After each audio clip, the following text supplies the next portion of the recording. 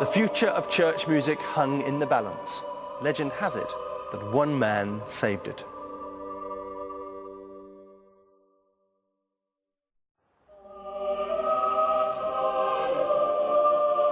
Music in the Catholic Church had traditionally been sung not by the people, but by trained singers.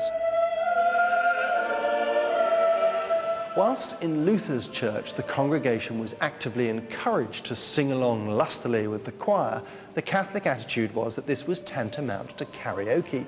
So far from encouraging the use of popular tunes in religious composition, like Luther did, the Council of Trent banned them outright. Which was a shock to composers who'd been doing it for years, cheerfully nicking tunes they'd heard down the pub, slowing them down, dressing them up, and reworking them into a mass.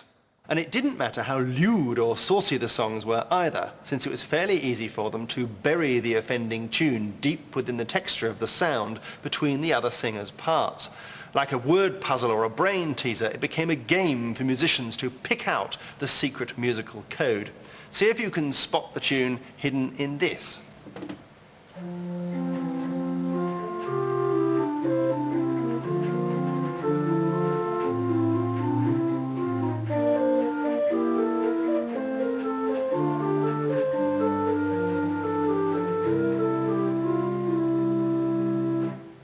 Now in that, believe it or not, there was a rugby song about 24 young ladies from Inverness.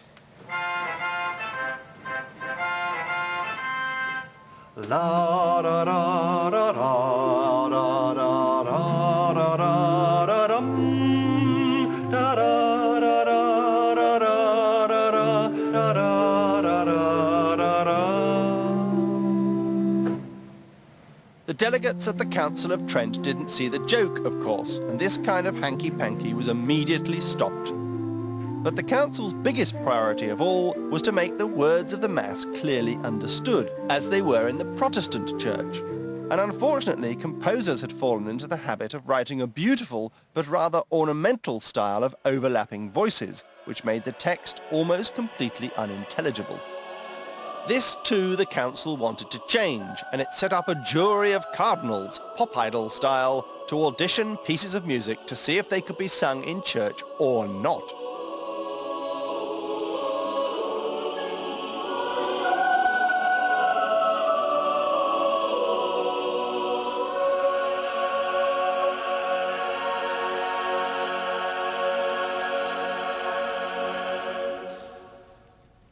Mihi placet, quo haec antiqua musica. Well, I love the way this old-fashioned church music has a flow to it. Quaeque suam formam viamque habet. Each vocal line has its own shape and journey. These singers aren't afraid to take one small word and sing a whole melodic phrase with it. Mysticumque habet. It sounds mysterious and holy. Submergit. It just washes over one. Minime, mihi vidento nimis. It doesn't work for me. It's too fussy, too complicated, too arty-farty for its own good. I can't hear a word of what they're trying to say, and if I don't know what the song's about, how can I feel it? Sonitus et confusus et... It's a confusing, muddled sound. Ad sentio. I agree with you. Nunc mos est delectare ignorati. These days, the fashions are much more for simple sounds. Altissimo. You can't go wrong with a strong top line and all the other parts just backing it up with good, clean, respectable chords. Dictum ne verum, verum dictum. Am I right? Or am I right? With some delegates wanting to send religious music back into the Dark Ages and others wanting to do away with it altogether, the future for church composers was looking a little dodgy. But at this point in the story, a legend was born. As the tale was told, one man saved church music by writing a mass so beautiful that the Council of Trent changed its mind and allowed music in church to survive after all. The myth of music's great escape centred on the 16th century's finest composer, Giovanni Pierluigi de Palestrina. Thanks to the legend that he single-handedly saved sacred music from oblivion, Palestrina's reputation, almost uniquely among composers, never dipped. So who was this artist formerly known as the Prince of Music? Well, his real name was Giovanni Pierluigi, and his nickname was Gianetto, Little John. He was always known, though, after the town in which he grew up, Palestrina, on the outskirts of Rome, which is a bit like calling Elton John Reginald of Pinner. Palestrina's early years were humble and uneventful, though he was clearly a talented young cove, singing for a while as a chorister in Rome before returning here to his hometown to be organist in the cathedral.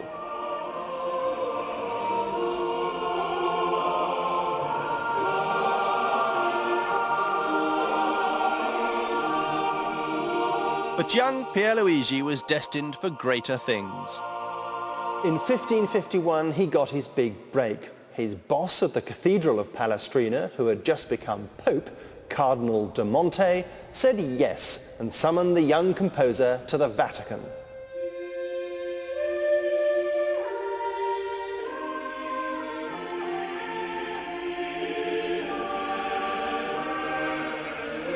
Palestrina, as he now became known, was fast-tracked into the highly prestigious role of Director of Music at the Cappella Giulia in St. Peter's, the most important Catholic church in the world.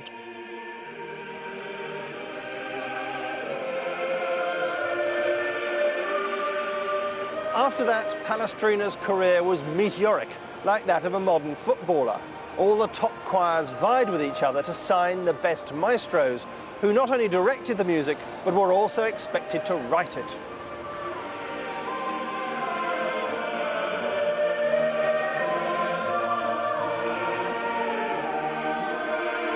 The much in-demand Palestrina became one of the stars of the Roman choral scene, and his reputation spread right across Europe.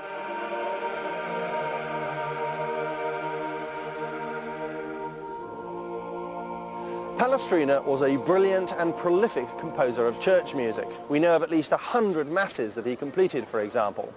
But in those days, it didn't matter how great a composer you were, if you didn't do what you were told, you didn't eat. So in his mid-40s, Palestrina was obliged to change his composing style to fall into line with the Council of Trent's regulations. This he did with considerable panache. One of Palestrina's masses in particular set the standards for church music for almost 100 years. This was the work at the center of the legend, the Pope Marcellus Mass. With this piece, he brilliantly combined some of the glorious richness of the old style with the pure, unfussy clarity of the new.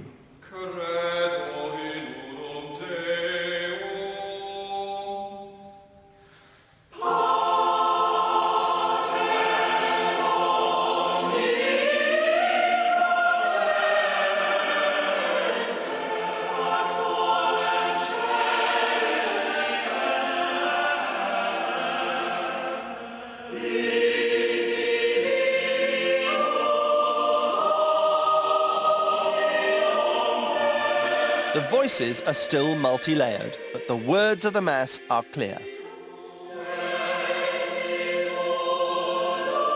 The new Mass was auditioned in front of the Pope himself and passed with flying colours.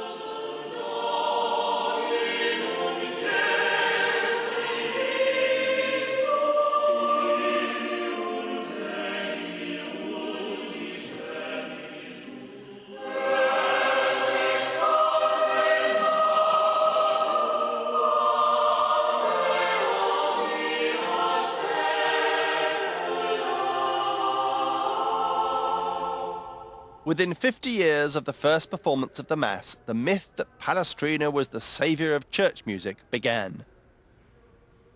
In reality, he was one of many composers trying to combine the old and the new styles.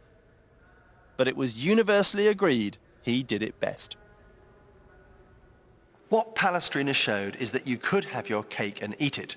You could make the text shine through with all the words clearly understood, and you could also let the voices do a little judicious interweaving for the pure beauty of the sound.